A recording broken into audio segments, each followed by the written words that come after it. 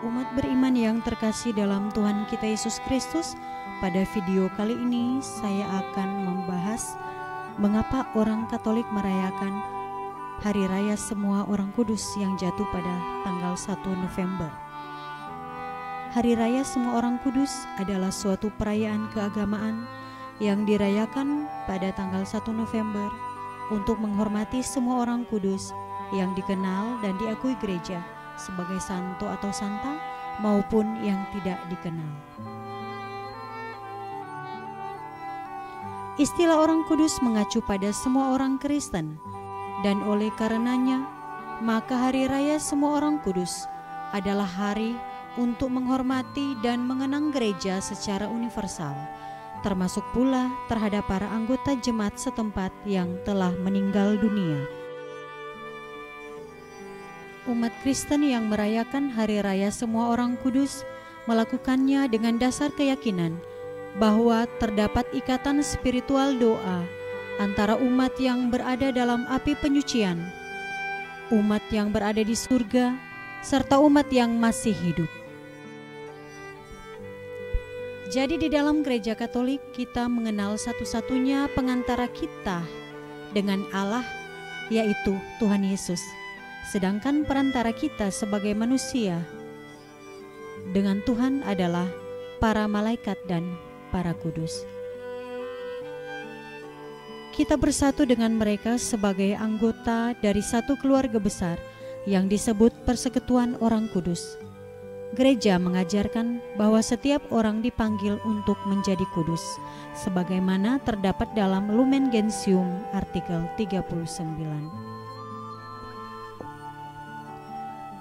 Nah, sekarang kita akan membahas sejarah perayaan Hari Orang Kudus. Gereja telah mulai menghormati para santo atau santa dan martir sejak abad kedua. Hal ini terlihat dari catatan kemartiran Santo Polikarpus di abad kedua, yakni sebagai berikut. Para prajurit lalu menempatkan jenazahnya Polikarpus di tengah api.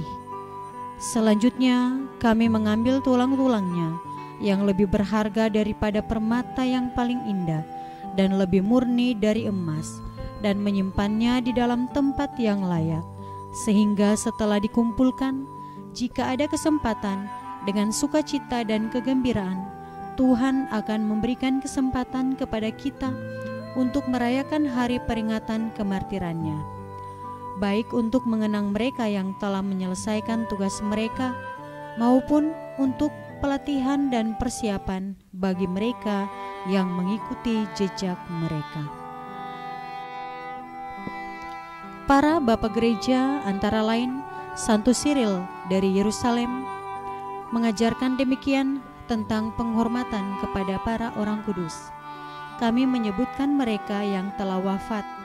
Pertama-tama, para patriark atau bapak-bapak gereja, para nabi, martir, bahwa melalui doa-doa dan permohonan mereka, Tuhan akan menerima permohonan kita. Pada awalnya, kalender santo atau santa dan martir berbeda dari tempat yang satu ke tempat lainnya, dan gereja-gereja lokal menghormati orang-orang kudus dari daerahnya sendiri.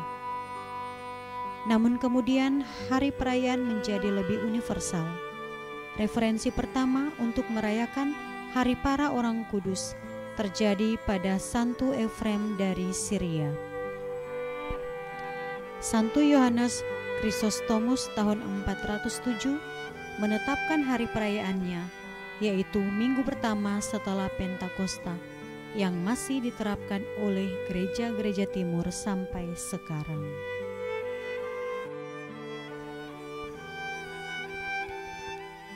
Gereja Barat juga kemungkinan pada awalnya merayakan demikian, namun kemudian menggeserkannya ke tanggal 13 Mei, ketika Paus Bonifasius IV mengkonsekrasikan Pantheon di Roma kepada Santa Perawan Maria dan para martir pada tahun 610.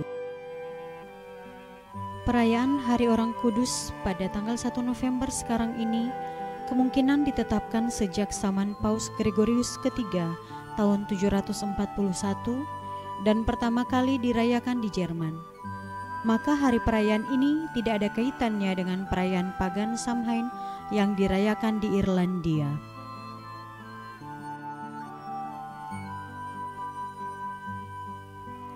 Perayaan 1 November sebagai hari raya atau Day of Obligation ditetapkan tahun 835 pada zaman Paus Gregorius keempat. Tentang oktav perayaan tanggal 1 sampai 8 November ditambahkan oleh Paus Sixtus keempat tahun 1471 sampai 1484. Sumber dari C. Smith The New Catholic Encyclopedia 1967. Umat yang terkasih, semoga video ini dapat membantu umat dalam menambah pengetahuan dan penguatan iman akan Kristus. Jangan lupa subscribe channel ini untuk mendapatkan video-video pengetahuan iman Katolik lainnya. Terima kasih.